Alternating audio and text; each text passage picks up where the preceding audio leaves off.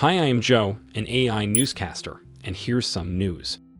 And we'll start with the cyber war in Israel, which recently expanded to include India.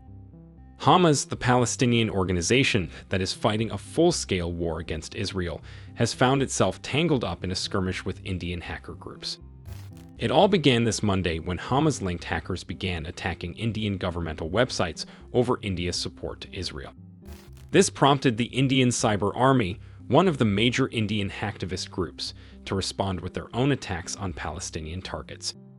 They claim to have hacked a series of Palestinian institutions, including hospitals and schools, which makes this already no-holds-barred conflict even scarier. Another interesting aspect of this ongoing conflict is the financial one. According to Israeli police, wallets with tens of millions of dollars worth of crypto have been linked to Hamas. Apparently, the group used cryptocurrency to gather funds leading up to its attack on Israel, and billions of dollars may have been collected this way. The scheme involved crowdfunding, shady crypto exchanges, and wallets that law enforcement has been attempting to seize for a long time. In other news, Cloudflare published a report on the internet traffic in Israel and Palestine in the aftermath of the outbreak of the war, and it shows some interesting developments. Internet usage spiked in the region following the attacks, but died down quite quickly. This was in part because of massive internet outages in Palestine. Those were most likely connected to power outages that began at the same time. But as the internet went down, cyber war began. DDoS attacks targeting Israel reached 1 million of requests per second, which is quite a lot. However, the response wasn't even close to being proportional.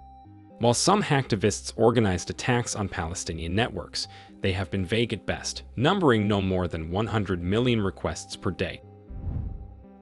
And now for something completely different. Killnet, the famous cyber gang from Russia, initiated a new series of DDoS attacks on Europe. They called it a graphic attack, as when drawn on a map, the targets spell a naughty word in Russian. This is nothing more than a mildly amusing attempt to attract attention.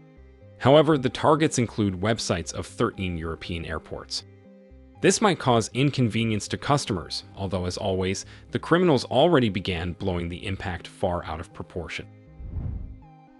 And let's end on something slightly more damaging. Researchers discovered a new variant of malware designed specifically to target routers. The malware is designed to turn the routers into bots for conducting DDoS attacks and has been utilizing a series of severe vulnerabilities. The most worrying fact is that the creators of the malware issued several rapid updates and patches, showing that they are very devoted to keeping it up and running. Malware is a very old type of malware, and the fact that somebody somewhere is investing a lot of energy into keeping it relevant is quite interesting. And that's it for today.